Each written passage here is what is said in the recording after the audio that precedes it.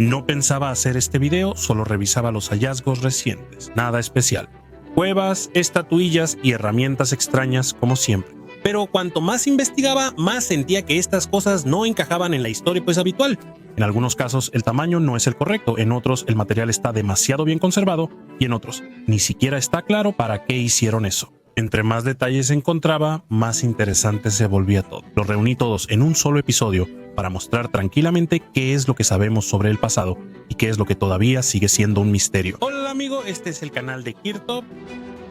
En Sudamérica existen miles de túneles. Algunos son estrechos como madrigueras y otros, similares a corredores militares, miden hasta 4 metros de ancho y cientos de metros de largo. ¿Quién los cavó? Agua y lava descartadas. Geólogos afirman que no es natural. En las paredes hay surcos como de garras. En una cueva en Argentina hallaron la respuesta. Esqueletos de 2 perezosos gigantes. Pesaban 4 toneladas y tenían garras de 20 centímetros, por lo que requerían túneles grandes. Se piensa que cavaban madrigueras por generaciones para criar a sus crías y protegerse del frío. Los túneles más angostos pudieron ser de otros monstruos, antiguos armadillos gigantes. Sus descendientes actuales también excavan, pero en menor escala. Esto plantea la pregunta: ¿qué más hay bajo nuestros pies? Si túneles así fueron excavados por animales y no humanos. La espada de los inmortales, miren.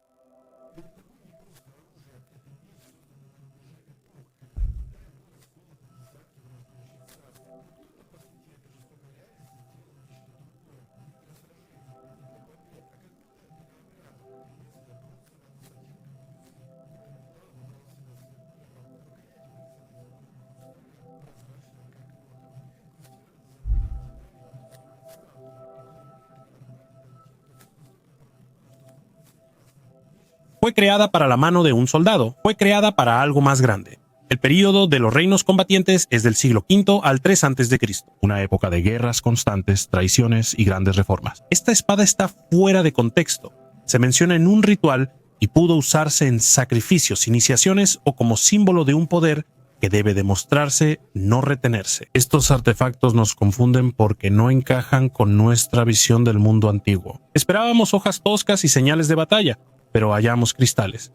El acero, oro y metal parecen joyas. Un castillo en el desierto. Entre las dunas del desierto de Argelia hay una ruina solitaria, sin caminos ni nombre. Los turistas no vienen y apenas hay imágenes satelitales. El sitio se llama Xardra, aunque no es oficial.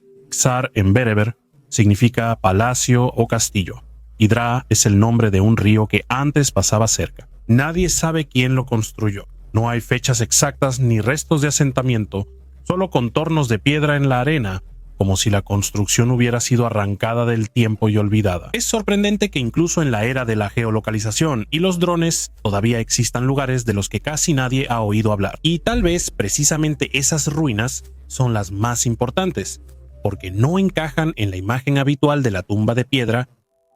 En el norte de Marruecos, donde Tánger mira a Gibraltar, los arqueólogos hallaron un cementerio y un mapa ritual. 3 necrópolis antiguas, entierros en cajas de piedra, piedras erguidas, signos geométricos y cuevas con murales. Todo esto en una región de la que los arqueólogos casi no hablaban antes. Una tumba fue fechada exactamente en el año 2000 a.C. Es un escudo, un nicho rectangular tallado en la roca con losas arriba. No es un trabajo fácil, requirió mucho tiempo y esfuerzo.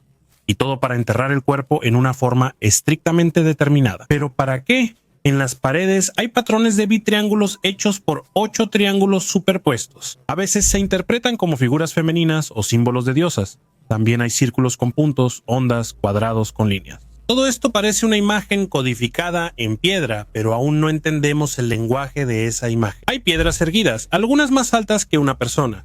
Quizá fueron límites o lugares de poder. Tal vez aquí mismo. Aquí los antiguos se reunían para enterrar, rezar o celebrar hace miles de años. Cráneos con clavos. En el sureste de España, entre las ruinas de antiguos asentamientos, los arqueólogos encontraron algo que de inmediato provoca una sensación inquietante. 7 cabezas decapitadas, algunas de ellas con enormes clavos de metal incrustados. No atravesados, sino con un esfuerzo evidente, como si los cráneos hubieran sido clavados a algo. ¿Pero para qué? Al principio creyeron que eran trofeos de guerra para intimidar mostrando las cabezas de los enemigos. El análisis químico de los huesos reveló que no todos los cráneos eran de extraño. En una ciudad, 3 de 4 cabezas eran foráneas. En otra, casi todas eran locales, y eso lo cambia todo. En un sitio ejecutaban y exhibían las cabezas de forasteros. En otro, conservaban las de sus antepasados como reliquias. Las cabezas se encontraban en las casas, dentro de las viviendas.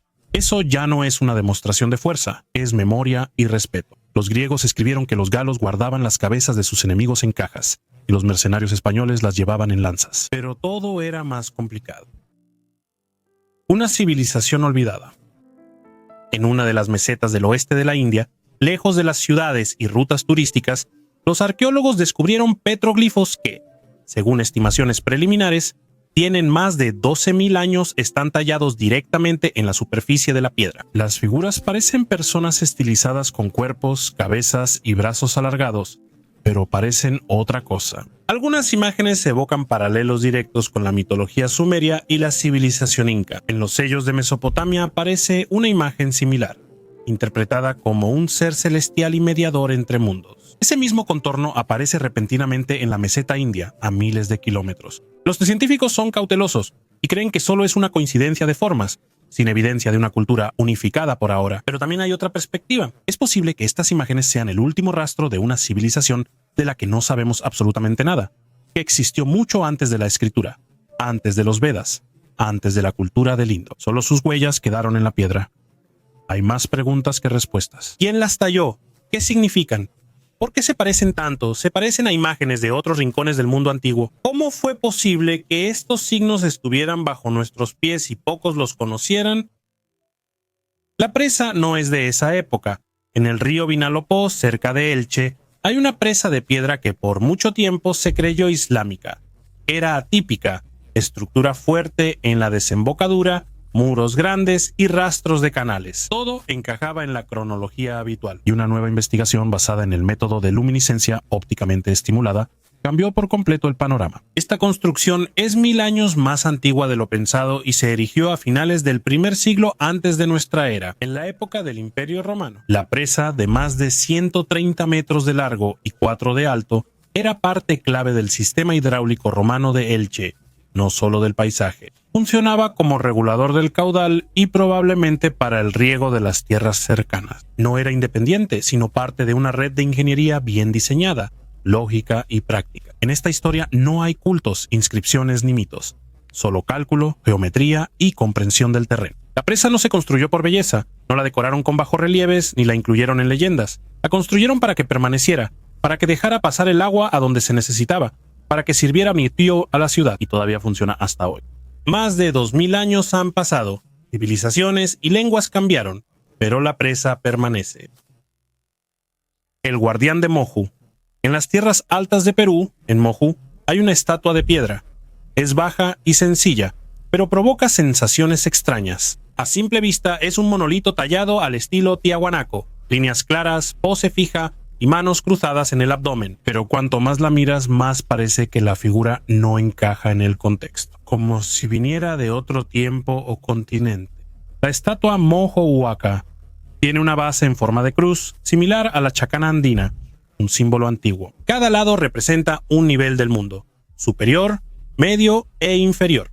Aquí, la cruz está enrollada en espiral en sentido horario, algo raro que quizá tenga un significado ritual perdido con el tiempo. Sin embargo, lo que más llama la atención no es el estilo ni la simbología, sino las extrañas similitudes. La postura, la estatua, manos juntas sobre el abdomen y la mirada directa recuerdan a los Moai de Isla de Pascua y antes a las estelas de Göbekli Tepe en Turquía. Esa misma composición, los mismos gestos, la misma contención, culturas muy distintas, separadas por miles de kilómetros y siglos, pero como si compartieran el mismo lenguaje de formas. Una habitación bajo el efecto, alto, en las montañas de los Andes, en el territorio del antiguo complejo de Chavín de Huántar. Arqueólogos hallaron una habitación que no debían encontrar. Estaba enterrada, sin entradas, ventanas ni puertas, solo un pasadizo estrecho. Parecía que ese espacio fue ocultado intencionalmente. Dentro había 23 artefactos, todos están relacionados con el consumo de sustancias psicoactivas. Algunos son huesos huecos y delgados de aves, afilados y bien trabajados, como tubito. La investigación mostró que en ellos quedaron rastros de tabaco y dimetiltriptamina, una sustancia que está sujeta a sanciones. Y aquí empiezan las preguntas. ¿Para qué servía ese pequeño cuarto oscuro con tubitos para inhalar? ¿Por qué estaba aislado?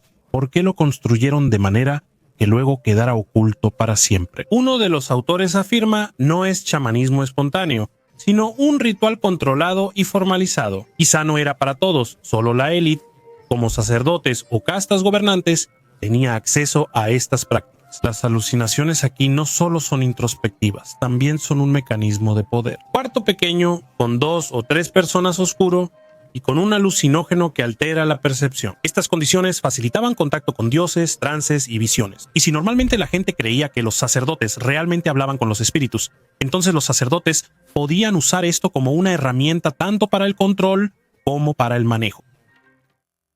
Una figura sin rostro. En la cueva Damjili en Azerbaiyán, arqueólogos hallaron una figura de arenisca de 5 centímetros. Los detalles están elaborados con una precisión sorprendente. El peinado, el cinturón, la ropa, pero no hay rostro, no hay género, no hay expresión. Solo una postura contenida y una sensación de imagen. Este hallazgo de 9000 años es la primera figura humana mesolítica hallada en el sur del Cáucaso. El valor no es ser la primera, sino existir. En una región sin cerámica, alguien ya tallaba una figura humana. Los científicos piensan que la figura es de una época de transición, cuando los nómadas se asentaban y aparecían viviendas, rituales y símbolos. El neolítico no llegó aquí de inmediato, se manifestaba a través de cosas como estas, silenciosa, lenta, imperceptiblemente. África en Israel. En el sur de Israel, en el desierto del Negev, arqueólogos exploraron la colina Tel Mal-Yatta, vinculada a la ciudad bíblica de Malada. Entre los hallazgos del siglo VI, junto a enterramientos cristianos, encontraron algo inesperado. 5 figurillas talladas a mano de madera negra. El ébano tailandés solo crece en el sur de la India y Sri Lanka, lo cual es misterioso. Pero lo más sorprendente son los rostros. Las figurillas muestran torsos masculinos y femeninos con rasgos expresivos. Pómulos anchos, narices achatadas y frente alta. Investigadores aseguran que las imágenes presentan rasgos africanos. Las cabezas presentan tocados grandes con agujeros, quizá para usar las figurillas como colgantes o amuletos. Las sepulturas son cristianas. Cerca había vasijas de vidrio, adornos de bronce y piedra, y objetos de alabastro. Y entre todo esto, hay figurillas que claramente provienen de otra cultura y de otro mundo. Esto no es pues simplemente una mercancía comercial, es un objeto que tenía un significado. Quizá eran imágenes de antepasados o símbolos de la patria conservados tras adoptar una nueva fe. La Palestina bizantina era un cruce de caminos. Desde África, Arabia e India llegaban caravanas, barcos y comerciantes. Estas figurillas quizá viajaron cientos de millas y muchas manos hasta quedar aquí, en la arena entre las lápidas. Para los arqueólogos, esto es un hallazgo raro. Esto muestra lo profunda y compleja que era la mezcla de culturas. Dioses del subterráneo. En la antigua Nínive, capital del Imperio Asirio, los arqueólogos desenterraron un relieve monumental. Estaba oculto bajo tierra justo frente a la entrada del salón del trono del Palacio del Norte. La losa mide casi 6 metros de largo, 3 de alto y pesa unas 12 toneladas. La imagen en ella impresiona por sus detalles. En el centro del relieve está el rey Ashurbanipal. A ambos lados de él están 2 deidades principales, el dios supremo Abshur y la diosa Ishtar, patrona de la ciudad. Detrás aparecen figuras extrañas. Una parece persona con cuerpo de pez y otra con brazos levantados, quizá un hombre escorpión. Es una escena de afirmación de poder, no de sumisión. El rey no es un gobernante común, sino un vínculo entre humanos y dioses. Sin embargo, lo principal es otra cosa. El relieve no fue destruido, lo enterraron cuidadosamente. No lo tiraron, no lo rompieron, sino que lo escondieron. Eso se hace o para conservarlo o para que nadie más lo vea. Eso sucedió después de la caída de Asiria, probablemente en el periodo helenístico. Y eso es extraño porque ya se sabía de estas salas desde el siglo XIX. Los británicos tomaron muchos relieves, pero este permaneció ahí. Quizá porque nadie sabía dónde buscar, quizá porque así estaba planeado. El relieve estaba en la parte principal del palacio, frente a la entrada, en el lugar más visible e importante. Y luego silencio durante 2000 años. Un hacha de la edad de piedra sigue. En excavaciones en el sur de Dinamarca, en Red Brohavne, arqueólogos hallaron algo poco común. Un hacha de piedra completamente conservada con su mango de madera. El hallazgo tiene unos 5500 años y su conservación lo hace único. En suelos de turba húmedos y ricos en materia orgánica, la madera no se descompuso, sino que se conservó. No es un objeto arqueológico abstracto ni un raro artefacto de museo, es una herramienta de trabajo real que pudo haber sido utilizada para la construcción, la caza o la vida cotidiana. El mango curvado, la sujeción y las marcas de desgaste siguen en su lugar. Esto no trata de un símbolo, sino de la persona que sostuvo el hacha, la llevó, quizá la heredó y luego se perdió o dejó, permaneciendo en la tierra miles de años. Estos hallazgos son importantes no solo por su rareza, sino porque permiten sentir la antigüedad no como una abstracción, sino como una continuación. Entre quienes usaron este hacha y nosotros, solo existe el tiempo. Un continente bajo el agua. En el fondo del estrecho de Madura, cerca de Java, arqueólogos hallaron algo inesperado. No fue un barco hundido ni artefactos, sino todo un ecosistema. Capas de la tierra en las que se conservaron restos de Homo erectus, fragmentos de cráneos y huellas de vida de hace unos 140.000 años, junto con ellos huesos de toros gigantes, caparazones de tortugas, rastros de huesos quebrados para extraer la médula ósea. Esto no es solo un asentamiento de humanos antiguos, es un fragmento de un continente sumergido, un mundo desaparecido que alguna vez conectó las islas con. Los científicos llaman Sundalandia a lo que hoy está bajo el agua, pero antes eran llanuras, como una sabana asiática con ríos, bosques y grandes animales. Arqueólogos hallaron en huesos animales rastros de procesamiento similares a los de Homo erectus continentales. Hasta ahora se pensaba que los grupos de Java no tenían esas habilidades. Ya es claro que hubo contacto en un intercambio cultural entre las poblaciones. Las personas compartían técnicas de caza, despiece y uso de caparazones. Esto muestra la técnica y la memoria de la operación de transferencia de conocimientos. También hallaron rastros de caza y restos de moluscos y tiburones de río. Todo indica que aquí alguna vez hubo un paisaje rico, vivo y complejo, donde el ser humano era parte del ecosistema, y ahora todo eso está en el fondo. Sundalandia quedó sumergida hace decenas de miles de años.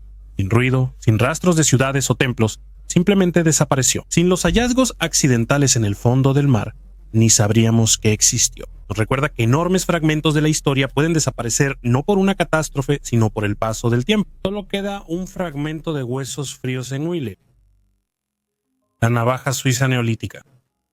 En la frontera entre Alemania y Suiza, en Wangen-Ginterjorn, arqueólogos hallaron un cuchillo neolítico con mango de madera. Tiene una longitud de 7.13 centímetros. La hoja es de sílex. El mango de madera se fija con resina de abedul y tiene un orificio lateral para transportarlo. La construcción parece una antigua multiherramienta y ya la llaman la primera navaja suiza de la historia. La herramienta es del Neolítico. Entre 4300 y 3500 años antes de nuestra era, se halló en un asentamiento fin, sociedad que vivía cerca de pantanos y lagos en el sur de Alemania y norte de Suiza. Aquí la gente construía casas sobre pilotes, cultivaba, criaba ganado, usaba cobre y conocía la tela. El cuchillo de Wangen es simple, pero refleja la comodidad, fiabilidad y versatilidad de su época. No es un objeto ceremonial, ni un arma, ni una joya. Es una herramienta que se usaba a diario. Estos hallazgos son importantes. Huellas en la piedra. En 1952 en Texas, trabajadores limpiaban el río Paluxy y hallaron una serie de huellas claras. Eran huellas de dinosaurios grandes y de casi 1 metro en algunos sitios. Había muchas. Parecía que por ese lugar realmente habían pasado antiguos lagartos, dejando uno tras otro un camino en la piedra. Pero notaron algo raro. Huellas largas con forma de pies y dedos humanos. Algunas de ellas se superponían a las huellas de los dinosaurios. Precisamente por eso, este lugar se convirtió en motivo de controversia. Algunos vieron el hallazgo como una prueba de que humanos y dinosaurios coexistieron. Los científicos fueron cautelosos. Algunos atribuían las huellas a la erosión y otros a falsificaciones. Se conocen casos en los que huellas humanas similares fueron talladas directamente en la piedra caliza para luego venderlas a los turistas. Aún no hay una versión exacta. Pero independientemente de las discusiones, la imagen en sí son huellas de movimientos dejadas hace 100 millones de años, y eso ya es bastante sorprendente. El vikingo y la cruz. En el sur de Suecia, cerca de la ciudad de Linköping, los arqueólogos investigaron una antigua cantera, un lugar común donde no esperas descubrir nada. En la cima de la colina, entre piedras, hallaron una extraña tumba, un círculo de piedras apiladas y al centro, un ataúd de piedra. Estaba aislada, con vista a la llanura, como si quien yace ahí debiera vigilar algo tras la muerte. El ataúd es del siglo X, cuando Suecia estaba entre dos mundos. La vida pagana sigue fuerte, pero el cristianismo ya influye. Este entierro refleja esa transición. Adentro había una persona con un hacha, un cuchillo y restos de tela, probablemente por un acto ritual. Todo indica que era de la élite de la sociedad, tal vez un guerrero, tal vez un representante de la nobleza. La construcción del ataúd, su revestimiento de piedra, orientación y ubicación en la cima reflejan simbología cristiana, ya no una tradición escandinava. Estos entierros híbridos son poco comunes. La mayoría son paganos o siguen todas las normas de la nueva religión. Aquí hay una transición, una mezcla de rituales. Los últimos paganos aún entierran con armas, pero ya miran hacia la cruz o reconocen el cambio de época. Este hombre murió entre épocas. Ya no creía en Thor como antes, pero tampoco aceptó a Cristo como lo harán los hijos de sus nietos. Cubos de piedra. Cerca de Albuquerque, Nuevo México, un grupo de turistas llegó al borde del cañón. Al principio parece una roca común, pero al observarla más, sientes que algo no está bien. Los acantilados tienen bordes rectos y aristas lisas, como si algo afilado los hubiera esculpido, no el tiempo. En ciertos sitios, bloques de piedra perfectamente cúbicos pesan unas 100 toneladas. No hay señales de procesamiento ni caos natural, todo es muy geométrico. En internet de inmediato comenzaron las comparaciones. Alguien recordó el camino de Bimini en las Bahamas, esas misteriosas losas de piedra que se sumergen bajo el agua. Otros mencionaron los megalitos de Baalbek. Aún así, la reacción principal es la misma. Esto parece incorrecto, demasiado perfecto para ser natural y demasiado pesado para ser hecho por el hombre. Los científicos explican la erosión, la geometría de los cristales, la presión y las fracturas, pero visualmente no convence, porque al estar cerca de estas formas no sientes que fueron hechas por la naturaleza. Surge la duda. Si esto es artificial, ¿quién lo hizo y por qué? No es el primer ni último evento donde la naturaleza parece imitar el trabajo ajeno. A veces surge la sospecha de que es al revés, que no es la naturaleza quien imita a la tecnología. Aún no sabemos quién estuvo aquí antes. Una huella en el mar. En el mar Adriático hay una pequeña isla. Su superficie es de solo 0.14 kilómetros cuadrados. Está deshabitada. No hay muelle, ni edificios, ni siquiera senderos. Solo piedras. Pero si lo miras desde el aire, se revela algo que no se puede ver desde el suelo. La isla está cubierta por kilómetros de muros de piedra que se cruzan. Forman bucles, círculos y líneas, pareciendo una huella digital gigante. La isla se llama Valley Nuts. Hace siglos, agricultores de Capria venían aquí, plantaban uvas, olivos y construían muros de protección contra el viento, piedra por piedra, sin cemento ni maquinaria, solo manos y paciencia. Hasta las cifras impresionan. En una isla de 1,5 kilómetros de largo hay 23 kilómetros de muros, y en todo el archipiélago de Šibenik hay cerca de 100 kilómetros construidos a mano. Actualmente, la Organización de las Naciones Unidas para la Educación, la Ciencia y la Cultura protege estos muros como monumento al trabajo humano. En Balinatsa solo quedaron los muros, la gente se fue. La espada sin tiempo. Cuando en 1965, en la provincia de Hubei, los arqueólogos abrieron una tumba inundada, dentro encontraron una espada que había estado en el agua durante unos 2.500 años. Estaba en una vaina de madera, sin conservación ni protección, pero parecía recién fabricado. La hoja brillaba, el patrón era nítido y cortaba el papel como cuchilla. Superficie grabada con el nombre del dueño, Gu Jian, rey de Yue. Esta espada no es solo un arma, fue hecha con una precisión que es difícil de explicar. La aleación, el pulido y la hermeticidad eran de máximo nivel, pero lo principal es que sobrevivió siglos de guerra y completo olvido, y permaneció intacta. Los científicos aún no están seguros de cómo es posible. El que un objeto así haya llegado funcional hasta nosotros ya es un descubrimiento. Esta espada sirve como recordatorio de que un objeto puede preservar la historia mejor que cualquier palabra. Ingeniero del futuro. En 1961, un profesor en el archivo de Sibiu, Rumania, revisaba registros militares antiguos y encontró accidentalmente un manuscrito. Entre tablas y cálculos había esquemas extraños. No eran ballestas ni cañones, sino cohetes multietapa, estabilizadores y menciones de combustible. Todo parecía documentación técnica del siglo XX, pero el documento fue creado en el siglo XVI. El autor fue Konrad Haas, maestro artillero en la corte de Transilvania. Dirigía cuarteles, hacía esquemas y escribía sin adornos. Su tratado se llamaba simplemente Cómo hacer un buen cohete capaz de elevarse por sí mismo al cielo. Planos y cálculos con pocas explicaciones, como si intentara crear algo inexistente en ese momento. Se sabe poco sobre su vida. Nació en 1509, fue ingeniero, no participó en batallas, pero creaba armas. Al final del manuscrito dejó una frase diferente a todo lo demás: más paz y menos guerras, que los rifles se queden bajo techo, que no haya disparos, así el príncipe ahorrará dinero y el armero salvará su vida. No es declaración, solo una línea silenciosa al pie de página. El pergamino de Merlín. Los archivos suelen parecer aburridos, carpetas polvosas, cuentas y nombres olvidados. Así era en Suffolk, en una antigua finca inglesa. Un libro de cuentas del siglo XVI, y de repente bajo la encuadernación de cuero, aparece un texto en francés antiguo con iniciales rojas y azules. El archivero se detiene. Inicia una investigación sobre la leyenda más misteriosa de Gran Bretaña, Merlín y el rey Arturo. El pergamino resultó ser un fragmento de un manuscrito del siglo XIII, cuando las leyendas de los caballeros de la mesa redonda estaban en la cima de su popularidad. Esta parte del ciclo es la Suite Vulgata de Merlín, relatos sobre cómo Merlín actuó tras la coronación de Arturo. Existen menos de 40 ejemplares como este, todos únicos. Este fue cosido en la portada como basura, ya que en el siglo XVI se usaban pergaminos viejos para encuadernar libros. El papel era costoso y los científicos no podían tocarlo por su fragilidad, así que la tecnología intervino. La fotografía multiespectral mostró la tinta desvanecida y los rayos X usados para fósiles permitieron ver dentro del libro. Y quedó claro, es una nueva escena antes desconocida. 2 episodios. Primero, Gavin enfrenta a los reyes paganos en Combenic, luego en un banquete. Un arpista ciego con un perro blanco encanta a todos, pide portar el estandarte en batalla y desaparece. Queda claro que era Merlín quien alteró los hechos. Magia, máscara, leyenda. Pero eso no es lo más importante. Lo principal es que todo esto pudo haberse quedado en la portada para siempre. Escrita por monjes hace 7 siglos, la historia sobrevivió a generaciones, guerras y olvido. Y salió a la luz porque alguien notó un patrón extraño en un cuero viejo. Un castillo bajo el asfalto.